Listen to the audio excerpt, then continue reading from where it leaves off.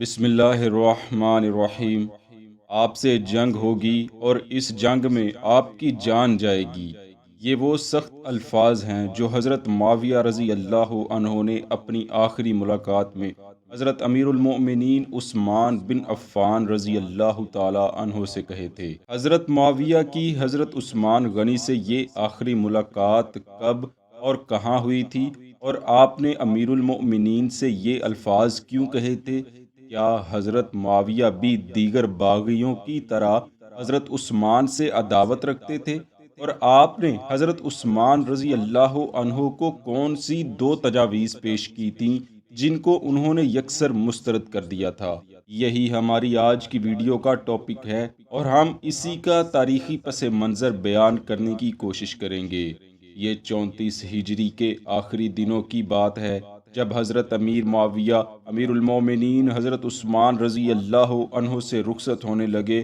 تو آپ نے امیر المومنین کے سامنے دو تجاویز پیش کیں۔ اس وقت فتنوں کا آغاز ہو چکا تھا اور کم و بیش ہر خاص و عام یہ بات جان چکا تھا کہ ان قریب امیر المومنین حضرت عثمان کے خلاف بغاوت کا علم بلند کر دیا جائے گا۔ انہی حالات میں جب ایک مرتبہ حضرت معاویہ مدینہ تشریف لائے اور امیر المؤمنین حضرت عثمان سے ملاقات کی تو آپ نے امیر المؤمنین کو دو انتہائی اہم تجاویز پیش کیں۔ آپ نے پہلی تجویز یہ دی، اے امیر المؤمنین، آپ میرے ساتھ شام چلیے، وہاں آپ کے لیے امن اور کامیابی ہے۔ حالات کے پیش نظر یہ تجویز نہایت مناسب تھی، مگر امیر المؤمنین حضرت عثمان نے اسے یکسر مسترد کر دیا اور رسول اللہ صلی اللہ علیہ وآلہ وسلم کی قربت چھوڑنا اور دارالحجرت سے نکل کر کسی اور گھر جانا آپ نے گوارا نہ کیا۔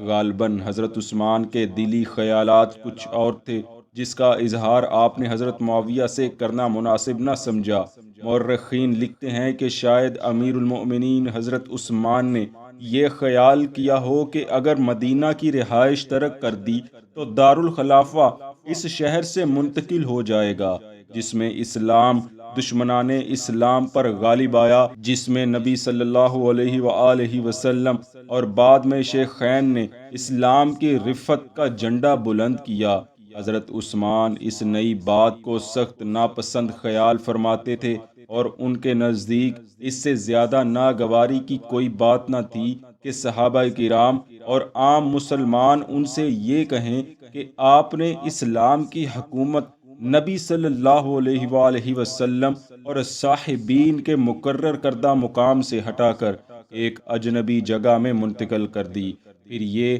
کہ اگر حضرت عثمان یہ منظور کر لیتے تو ان کی حیثیت حضرت معاویہ کے ہاتھ میں ایک قیدی کسی ہو جاتی، اور حضرت معاویہ ابن ابی سفیان کا قیدی بن کر رہنے سے کہیں زیادہ پسندیدہ بات آپ کے لیے یہ تھی کہ اپنے ان ساتھیوں کا قیدی بنے رہیں جن کے ساتھ آپ نے ہجرت کی، جن لوگوں نے ٹھکانہ دیا، مدد کی اور آپ کے ساتھ اور نبی صلی اللہ علیہ وآلہ وسلم کے ساتھ غزوات میں شریک رہے، اور جو آپ کے ساتھ حضور کے ارشادات پر گوش بر آواز تھے۔ اگرچہ معاویہ رضی اللہ عنہ کی آپ سے رشتہ داری تھی اور ان کے ساتھ رہنے میں سلامتی تھی اور عزت و شوکت بھی تھی۔ دوسری تجویز جو حضرت معاویہ نے امیر المومنین حضرت عثمان کے سامنے پیش کی وہ یہ تھی کہ میں شامی فوج کا ایک دستہ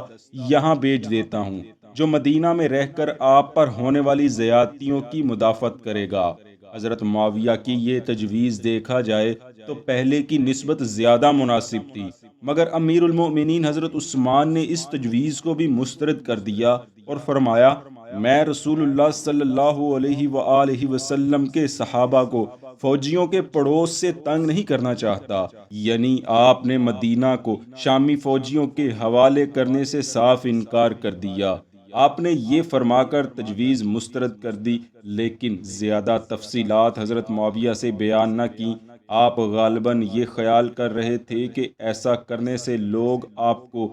حضرت صلی اللہ علیہ وآلہ وسلم اور صاحبین کی راہ سے ہٹا ہوا کہیں گے۔ آپ نہیں چاہتے تھے کہ قوت اور غلبے کی بنا پر اپنی حکومت منوائیں۔ اور مدینہ منورہ کو حضرت معاویہ کے مجوزہ تسلط کا محکوم بنائیں، اور یہ سب کر کے اسلام میں اس المناک حادثے کا سبب بنے کہ مہاجرین، انصار، مسجد نبوی اور مدینہ منورہ سب کے سب حضرت معاویہ کی بھیجی ہوئی شامی فوج کے آگے سرنگوں ہو جائیں۔ پھر فوج بھی ایسی جس نے نہ رسول اللہ صلی اللہ علیہ وسلم کو دیکھا اور نہ حضور سے کچھ سنا، نہ صاحبان کی صحبت اختیار کی اور نہ ہی ان سے کوئی تعلیمات حاصل کی۔ حضرت عثمان نہیں چاہتے تھے کہ وہ ایسے مسلمان بنے جو خلافت کو سلطنت بنا دے اور خلافت کی رحمت اور چشم پوشی کو سلطنت کے قہر اور خوف میں تبدیل کر دیں، اور اگر آپ یہ منظور کر لیتے تو ایک جابر اور ڈکٹیٹر ہوتے جو فوج کے بل بوتے پر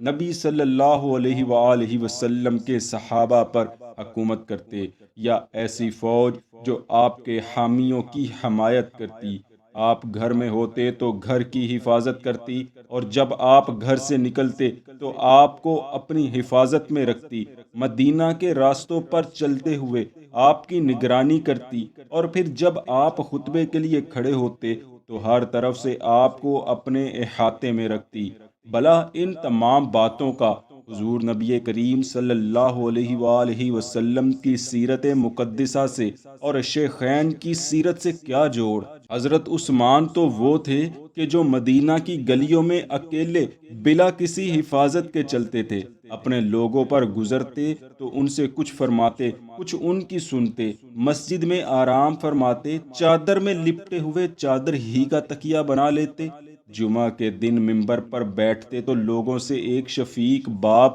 اور نیک بھائی یا ایک مخلص دوست کی طرح خطاب فرماتے، ان کی خیر و عافیت اور حالات و ضروریات دریافت فرماتے، مریضوں کی بیمار پرسی کرتے اور بازار کے بھاؤ بھی پوچھتے، پھر اذان کے بعد خطبہ دیتے اور جو کچھ فرمانا چاہتے فرماتے، پھر تشریف رکھتے اور لوگوں سے خیریت، مزاج اور ان کی ضروریات اور بازار کی حالت دریافت کرتے، اور جب دوسری اذان ہو جاتی تو نماز پڑھاتے۔ ان تمام حالات کے پیش نظر یہ کیسے ہو سکتا تھا کہ آپ یہ سب چھوڑ کر شام چلے جاتے؟ نہ ممبر نبوی پر خطبہ دے سکتے اور نہ ہی مسجد نبوی میں نماز پڑھا سکتے، اور کیا حال ہوتا آپ کا اگر مدینہ میں ایسی حالت میں قیام گوارا کرتے کہ شامی فوج آپ کو اپنے گھیرے میں لیے ہوئے ہوتی اور ان سے بچاتی جو آپ کے ساتھ اور حضور نبی کریم صلی اللہ علیہ وآلہ وسلم کے ساتھ تمام جنگوں اور غزوات میں شریک رہے؟ بس حضرت عثمان رضی اللہ تعالی عنہ کے لیے یہ ممکن نہ تھا کہ وہ حضرت معاویہ کی درخواست منظور فرما لیتے اور مدینہ چھوڑ دیتے، یا شامی فوج کا مدینے میں قیام گوارا کر لیتے۔ چنانچہ آپ نے حضرت معاویہ رضی اللہ عنہ کو یکسر انکار فرما دیا، تو آپ کے انکار پر حضرت معاویہ نے کہا تو پھر آپ سے جنگ ہوگی اور آپ کی جان جائے گی۔ اس کے جواب میں آپ نے فرمایا، حسبنا اللہ و نعم الوکیل۔ یہ جواب سننے کے بعد حضرت معاویہ مدینہ سے رخصت ہو گئے، اور غالباً یہ آپ کی امیر المومنین حضرت عثمان رضی اللہ عنہ کی شہادت سے پہلے آخری ملاقات تھی۔